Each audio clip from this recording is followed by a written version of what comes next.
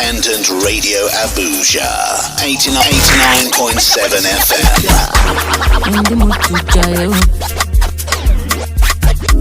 I no go kill myself. I know the finish. I go happy myself. No. I'm ready to go low. 89.7 FM. Independent Radio. To survive in the boardroom or on the streets, you must have a strategy. And to be a strategist, you must be a chess player. Independent Television introduces Abuja Chess Open Challenge. The 3-day championship will see participants from schools and other spheres of life in Abuja competing against each other in junior and senior categories to become Abuja Grandmasters and win 100,000 naira worth of prizes. To participate, send yes to this number 070-2647-6846 or 090-4781-8019 and get a link to register. This program is supported by PK Springs, number 7 Becker Street, Omapolo Crescent, Wuse Zone 2, 081-6318-3599. Mustafa Mubidio Adebayo, Chief Executive Officer, Zuma Sports Limited, Abuja. Welcome to the program Perspective on ITV. My name is Chuka Omohan. Perspective on ITV, we look on a variety of issues with profiling solutions. Last week we were here on the program, of course. This week we are back here. But this week I will be discussing something a little different from politics. We're looking at housing, and of course we're looking at housing, looking at real estate investment. We have a consultant, a housing consultant, besides a real estate consultant in the house. His name is Sodiq Ahmed. Hello. Welcome to the program, Mr. Sodiq. Thank you, Mr. Chuka, for having me. Thank you. Okay. Looking at housing, you agree with me that we have so many deficits when it comes to housing. What do you have to say about that, first of all? That housing deficit, it's actually a big challenge because there is a recent Tuesday report that I was going through. It reveals that currently in the Nigerian real estate, in the Nigerian housing sector, there will be about 22 million housing deficits by 2030. And there is also a corresponding report by the Nigerian House of Assembly that indicated that about 6 trillion naira is needed to be invested in the housing sector to curtail that deficit. So it's actually requires a lot of effort to curtail that deficit. A lot of real estate firms are trying in that direction. Government is trying in that direction, but currently, by the numbers, about 1.something million houses needs to be built on an annual basis to address the housing deficit in Nigeria. Currently, that number is less than 100,000 or thereabouts. Let's look at what the meaning of this real estate is now, and of course, let's look at government's approach and of course individuals' efforts to this. What's the assessment of this? Okay. For what is real estate? What is real estate? That question is. I will get my viewers to think before answering the question, because I know typically if I ask a viewer now what is real estate, a lot of people will tell me real estate is just about buying and selling houses or buying land, waiting for it to appreciate and then sell. So let me ask a question. Who do you think is a teacher? Who is a teacher? If I answer that a teacher is somebody that teaches children how to read A, B, C, D to Z, will my answer be correct? Yes, the teacher does that, but is the answer correct? No, because what about the person that teaches a child geometry, trajectories, policies, geographies, and so on? As much as this view of a teacher is not correct, so also there is more to know about real estate. So basically, real estate simply means fixed property. It basically means property consisting of the land, the buildings on it, the mineral resources, the waters, the seas, the rivers, and mountains on that particular property. Basically, real estate means a fixed property, and it is important you note those mineral resources I mentioned, because some people look at those factors to know which aspect of real estate they are going into. Some people look at some locations and go into commercial real estates like the hotels, resorts, and so on. Others go into residential real estate, while others go into commercial industrial real estates. As it stands, we have persons that actually, I won't use the word homeless, but of course not. We have quite a number of persons. So, as somebody into the as a consultant, what advice would you advise? Would you advise people to go into real estate? And of course, what does it take? What is the how can you quantify what would be put into securing maybe a real estate start? Okay, fine. You asked multiple questions. Of course. Yeah. One is what will I advise somebody going into real estate? What advice do I have for somebody going into real estate?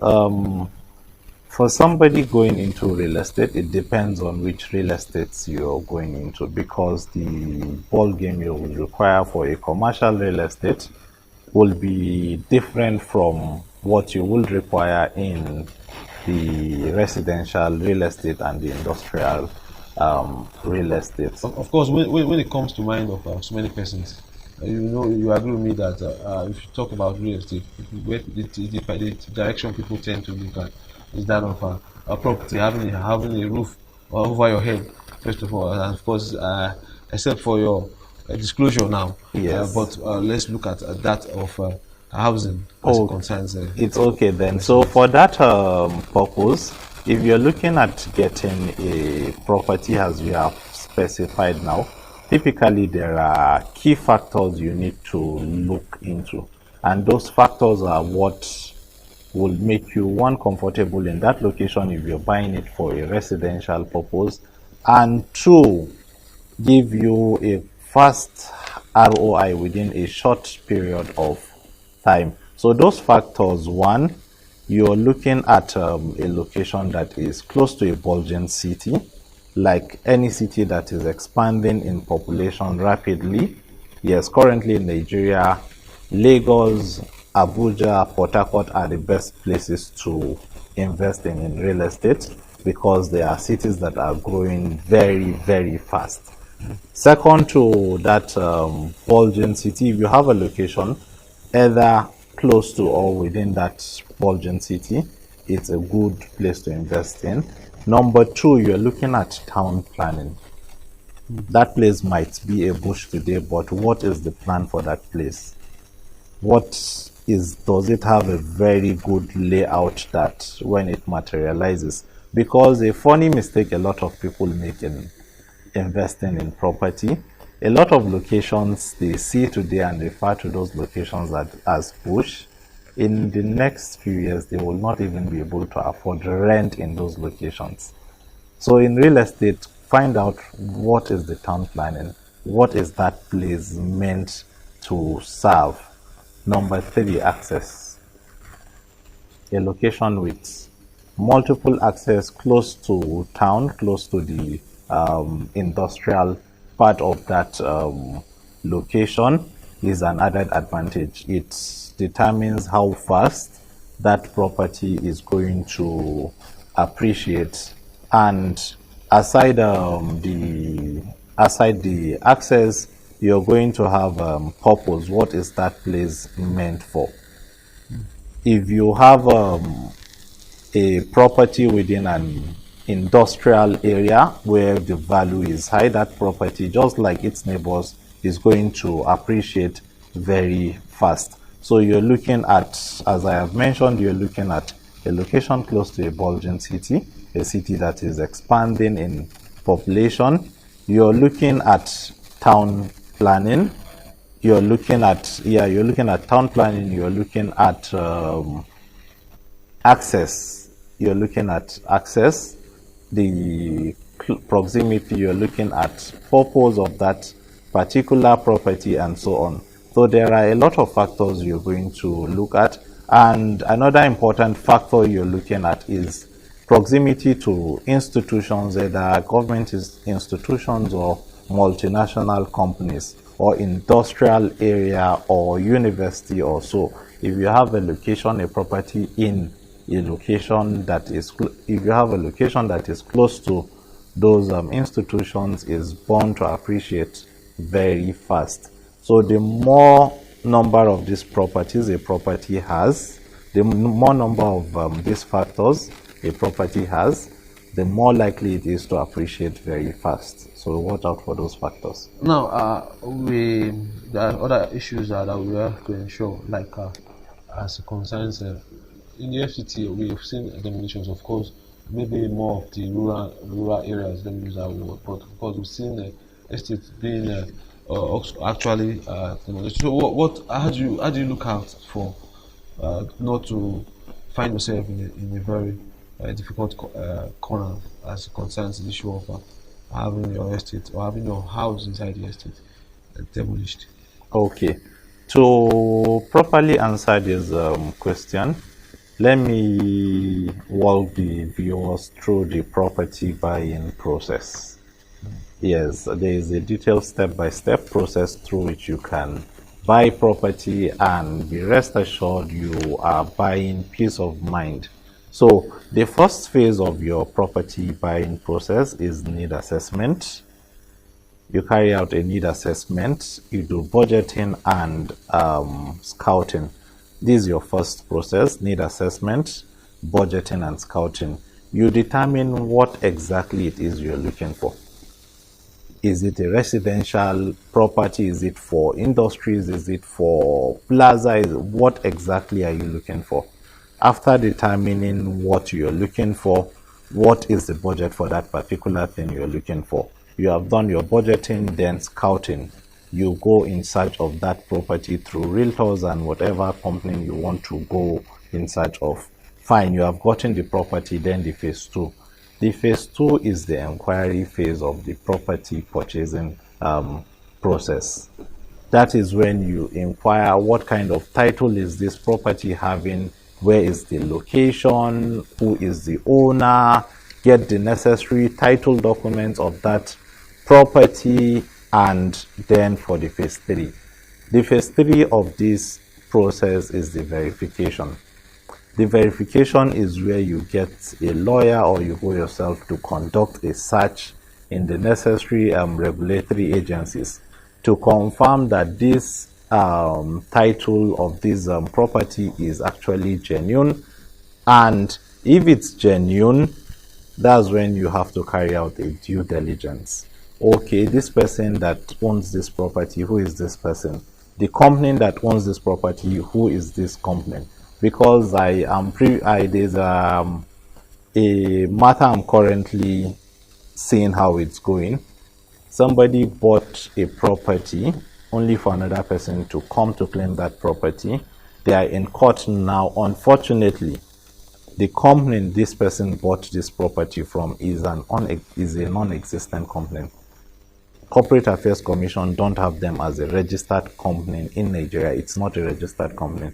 So if you carry out your search, that due diligence is very important. And there is a mistake a lot of people make while trying to buy properties.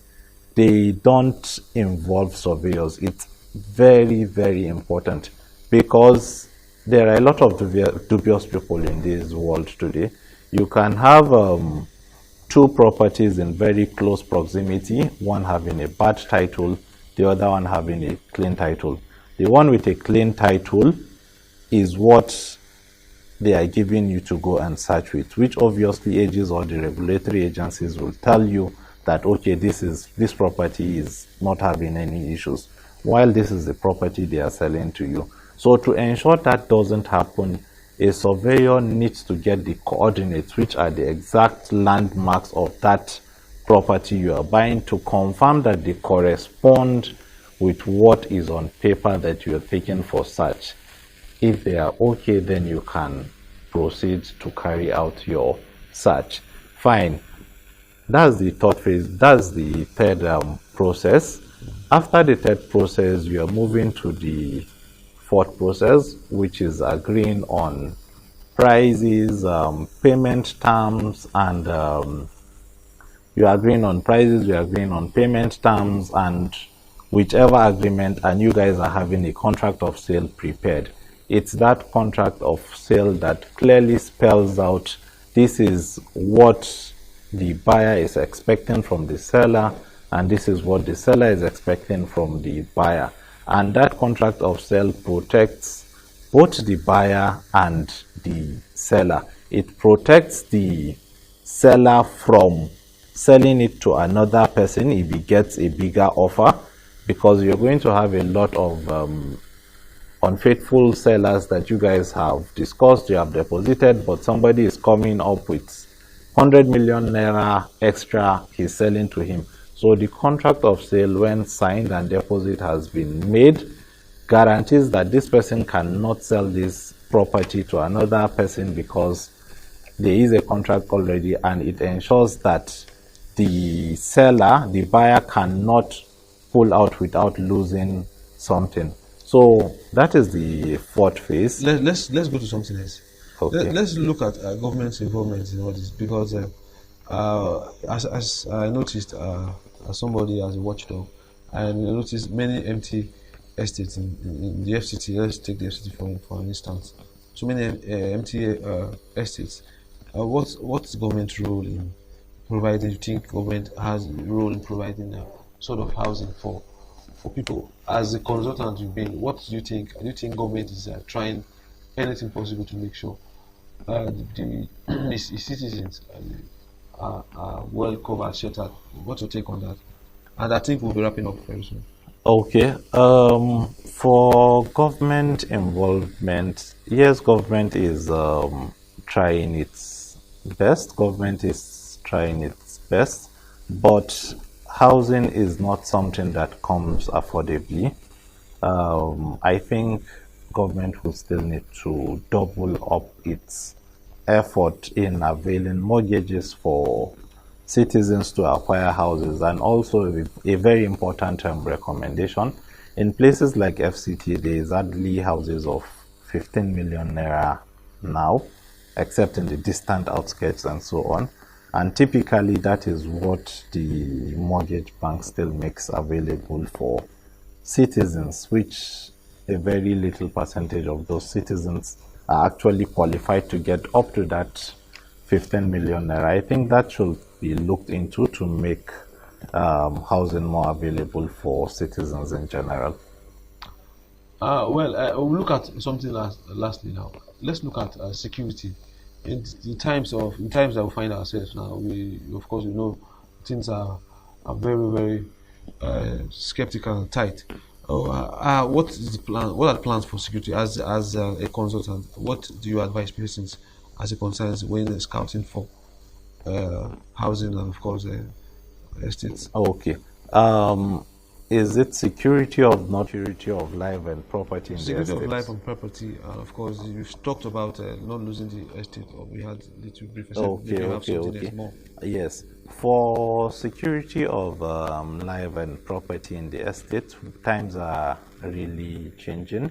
I think the most recent trends, it's smart homes, smart estates. I think I will suggest that you focus more on that, because most of those smart estates today use the state-of-the-art security architecture that is available, where you have a lot of surveillance cameras that are monitoring every activities within and around the estate. You have a systemized entrance that takes note of the plate numbers of cars and individuals that are coming in and out. In fact, for a lot of people today, because of the security situation in the country, a lot of people sees estates, properties today as a necessity. So for the security, I would recommend you consider estates that are established to have very good security architecture within their estates. So your general, what's your projection for as looking ahead as it concerns housing for the country? What do you think? What do you think would be the expectations now? Um, with the current deficit and with the projected deficit of about 22 million housing deficit by 2030, I feel in the next few years prices of properties are going to go very high. That's why I'm really encouraging government to take appropriate measures to ensure that they are going to address that in no time, because with 22 million housing deficit and currently we are needing about 1 million plus annually and just about 100,000 is coming up, then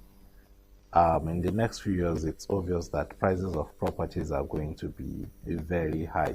So for those that are yet to invest in property, I think this is the cheapest period properties can be. Please don't wait. Try and invest now. Don't wait until in few years' time. Thank you very much, Mr. Sajan. Thank you very much, Mr. Chuka. Thank you for having me. Well, obvious at home, of course, Western housing deficit, discussing the real estate, and of course, if you want to acquire a home or things, your guide that you should know as a resident or any person. Well, it's the program Perspective on ITV, and of course, my name is Chuka Onwuhai. We've been here since with Mr. Sodiq Ahmed Bello. Is a consultant, the housing consultant here in the FCT. Join us again next week on this program. Until then, of course, enjoy the rest of the program. Of course, bye for now.